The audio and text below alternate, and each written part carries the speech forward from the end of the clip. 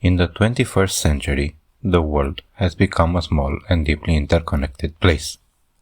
Over thousands of years, trade has transformed humanity from isolated primitive societies into a global system where goods can be produced in one corner of the world and sold on the other side of the planet. But this system comes with a hidden vulnerability, because despite all our technological progress, the global economy still depends on a handful of narrow maritime choke points. So in this video, we are going to take a look at one of the world's hottest choke point in 2026, the Strait of Hormuz. This is one of the most critical choke points on the entire globe for the simple reason that, well, there is no way around it. The Strait of Hormuz is the only way out of the oil-rich Persian Gulf into the rest of the world.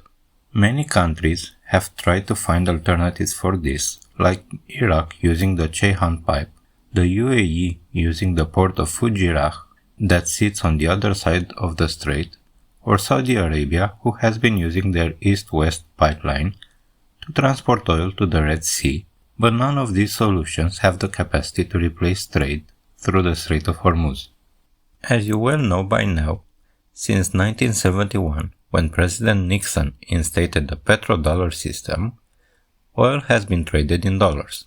However, there are forces that are trying to change this system as we speak, and the Strait of Hormuz is right in the middle of this change. So, on 28th of February this year, the United States and Israel have started bombing sites and cities across Iran, which sits on one side of the Strait of Hormuz, killing its leader in the process, and Iran has responded by effectively shutting down the Strait of Hormuz, thus jeopardizing the entire petrodollar system. So, at this moment, there are 6 forces that have different interests in the events considering the Strait of Hormuz, and depending on how the next few weeks play out, we could have some pretty different outcomes. And before we talk about them, you need to understand that all of this is happening at the worst possible time for the US because of some fundamental economic problems. First of all, it's the high interest rates that stuck around longer than most people have expected. Problem number 2 are jobs and AI. Effectively, there's zero net job creation in the private sector, with companies basically using AI as an excuse to lay off workers or just not hire anyone. Problem number 3, the national debt. The government has reached record levels of debt, spending way more money than it's making, all while long-term bond rates are going up, which means interest rates are going up, therefore the cost of borrowing money go up as well. Problem number 4, all of this was happening before the war in Iran, therefore these events are only exacerbating the first 3 problems. Now, coming back to the 6 forces mentioned earlier, let's see who these are and what do they want. First of all, power number 1, United States. Its interest? To stay on top and keep oil priced in dollar all around the world. It wants to keep the world borrowing dollars and putting those profits into US treasuries, aka the bond market, to keep the current system going. Second power, on the other side of the world, China. Second economy by GDP. It wants to dethrone the dollar.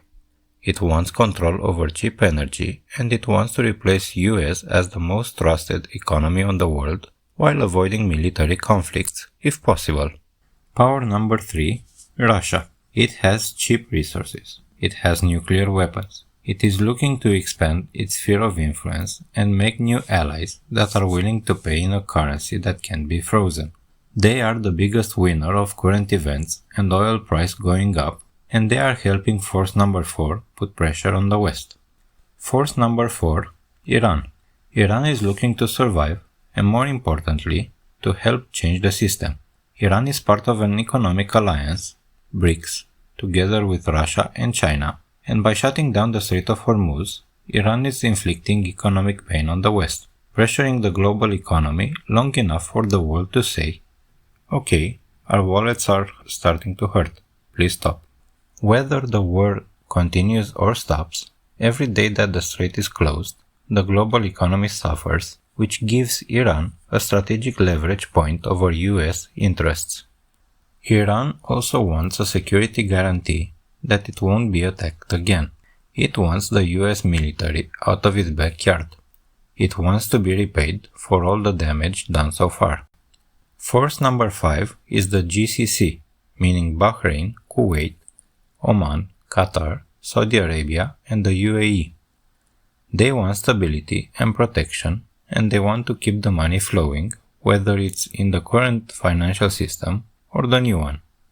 And force number 6, Israel. Israel has an existential threat to solve. Their interest is to weaken Iran and their capacity to arm their proxies, meaning Hezbollah in Lebanon, Houthi in Yemen, or Hamas in Gaza, and they want Iran's nuclear program obliterated. The point where all these interests intersect is simple: control. Control over commodities, control over oil and gold. They don't actually need to fight the petrodollar directly. They just need to build an alternative system, and each of these countries holds a piece of the puzzle.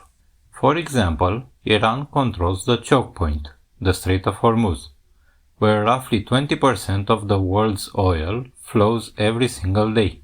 And every day that the strait is disrupted, the global economy becomes a little more desperate. And this theory is supported by recent data. Iran is exporting as many barrels of oil as before the war, making twice as much as before the war, no longer selling it at a discount. While all other nations' oil volumes have crashed at the beginning of the war, in the past 2 weeks a number of non-Iranian ships transiting the Strait of Hormuz have started to take back up after Iranian Foreign Ministry put out a statement saying vessels from non-hostile states will be allowed to pass through in coordination with the Iranian authorities. This meant that these ships did not take the usual route, instead taking the route through a narrow passage at the north of the strait between two heavily militarized islands for a fee of $2 million. Iran can essentially force every ship transiting the Strait of Hormuz to use this passage just by binding the rest of the strait, which is a surprisingly cheap solution. For context, before the war, something like 40 commercial ships passed through the strait every day, with about half of them carrying oil or LNG, and Iran is already pushing for this to become the new regime for the Strait of Hormuz, which would make Iran $80 million a day. Now here's the catch. There have been reports, including one from CNN, citing a senior Iranian official that Iran is considering only allowing oil tankers through if their oil is denominated in yuan and not in dollars. This could eventually put pressure on the dollar dominant status as the world's reserve currency and help to accelerate the world's adoption of the Chinese yuan financial system. Now, Russia has the alternative supply. Every Asian country that's running out of Middle Eastern oil has one alternative seller that is willing to do business right now, which is Russia. And Russia is offering that energy in yuan or rubles. Japan just called Russian oil extremely important for energy security. South Korea is considering importing Russian oil as well. Even the United States is backing off the sanctions on Russian oil, which tells us how desperate the solution actually is getting. And of course, China has the payment rails. Okay, so why is this important for you to understand all of this? Well, there are several outcomes for the end of the war surrounding the Strait of Hormuz, classified by war's length, and none of them are pretty. The best case scenario, war stops now, they reach a settlement, and the system goes on for a longer period. All other scenarios, like the war lasts more than one more month, means that there are going to gradually appear cracks in the bond market, the stock market, borrowing costs, and interest rates. However, no matter when the war stops and trade will resume, the world that comes out of the other side of this conflict is not going to be the same world we're used to. The pro-yuan system that Iran, Russia, and China are building is not going to go away. Saudi Arabia is not going to stop buying gold to sell oil to China, and this multipolar world that's being created is going to accelerate. But in the meantime, I'd love to hear your thoughts and theories about what is going to happen next. See you soon. Bye bye.